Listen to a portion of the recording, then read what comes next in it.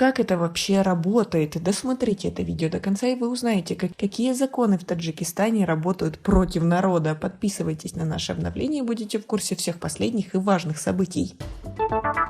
Очередная трагедия в Таджикистане. Утром парень пришел в отделение милиции, а вечером родственникам передали его труп. Следователи утверждают, что молодой человек сам выпрыгнул из окна. Родные возмущаются, на теле есть многочисленные следы пыток. Родителей погибшего в здании ОВД города Вахдата Мехраджидина Гадзады серьезно расстроило известие об освобождении по амнистии обвиняемого в гибели сына. 31-летнего Мехредина 10 апреля 2021 года по подозрению в краже вызвали на допрос, и вечером того же дня его тело передали родственникам. По данным МВД Таджикистана, Мехраджидин Гадзода с целью избежать уголовной ответственности выбросился из окна 3-го этажа здания ОМВД города Вахдат и скончался в городской больнице. Однако его родственники утверждают, что он скончался в результате применяемых пыток со стороны сотрудников местной милиции.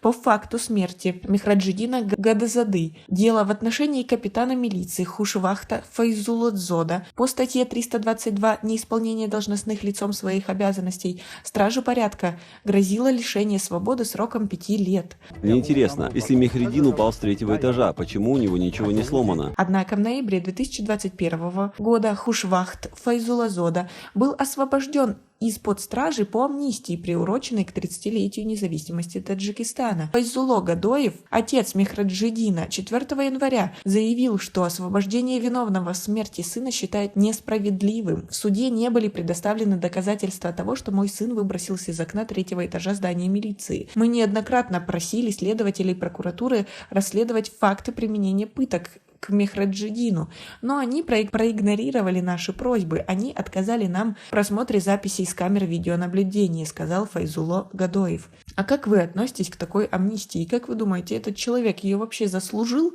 Свои ответы напишите нам, пожалуйста, в комментарии. В суде города Вахдат отказались раскрыть детали уголовного дела, но заявили, что решение об освобождении капитана Файзулазода считают правильным. Сам Хушвахт Файзулазода от общения с журналистами отказался, однако его мать заявила, что ее сын не виновен, его оклеветали и против него завели уголовное дело.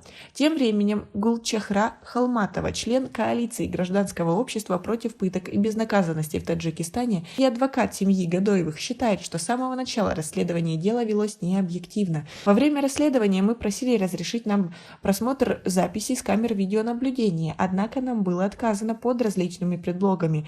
Наше ходатайство о расследовании фактов применения пыток в отношении моего подзащитного также не было удовлетворено. Поэтому мы решили обжаловать приговор суда города Вахдат в Верховном суде Таджикистана, сказала она. Мехраджидин Гадзода был единственным сыном в семье и, по словам его отца, зарабатывал на жизнь, выезжая на заработки в Россию, а иногда выпасом домашнего скота своих односельчан. У него осталось 3 детей. В прошлом уже было несколько подобных инцидентов, и родственники погибших подвергали сомнению версию властей. В СМИ широко освещали случаи гибели задержанных в органах внутренних дел и в АКН, в том числе Абдурасула Назарова, Бахрамидина Шадыева, Шамсидина Зайдулоева и Умара Бабаджонова. Тогда власти отрицали применение пыток в отношении скончавшихся во время допросов задержанных. А как вы думаете, существуют ли пытки в Таджикистане? Свои ответы напишите нам, пожалуйста, в комментарии, насколько они распространены. У нас пока на этом все. Оцените наше видео подпиской и лайком. До скорой встречи!